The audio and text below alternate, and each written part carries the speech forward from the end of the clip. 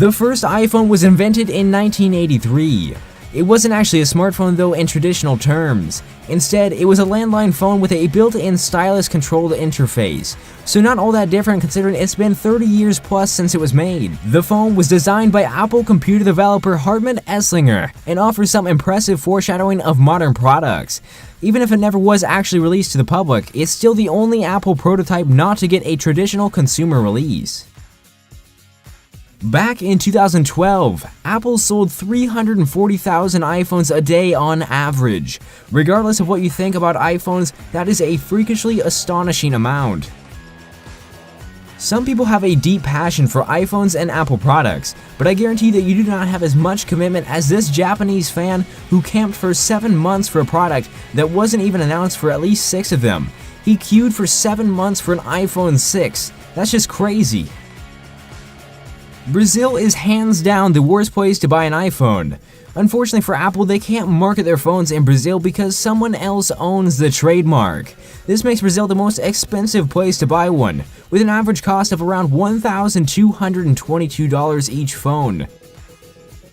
There's a very good chance that Apple wouldn't be the tech monster it is today without the instantly iconic Apple symbol. What many people don't know is that this wasn't always the face of Apple. Their very first icon was a crest featuring an image of Isaac Newton reading a book under an apple tree, designed by forgotten co-founder Ronald Wayne.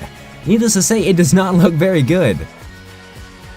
Speaking of Apple co-founder Ronald Wayne, he sold his 10% share of the company for $800. Today, that would be worth over $35 billion. He's probably not the happiest man in the world, but he was quoted saying, "I have never had the slightest pangs of regret because I made the best decision with the information available to me at the time. My contribution was not so great that I felt I had been diddled away within anyway." This next one is going to make your stomach turn inside out.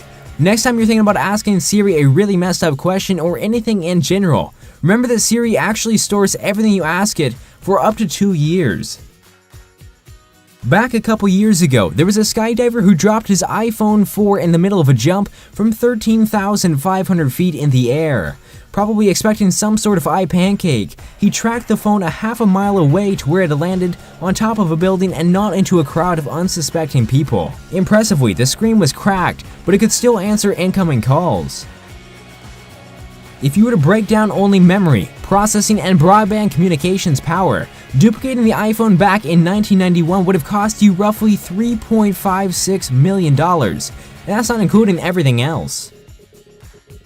It's already been established that Apple weren't the first people to register the iPhone's trademark in at least Brazil, but they had bigger problems in the wake of the phone's general announcement in 2007, when a counterclaimant emerged to say that they had already nipped the trademark away. Those trademark owners, Cisco, had protected the name iPhone for a VoIP device that allowed its customers to use Skype without a computer.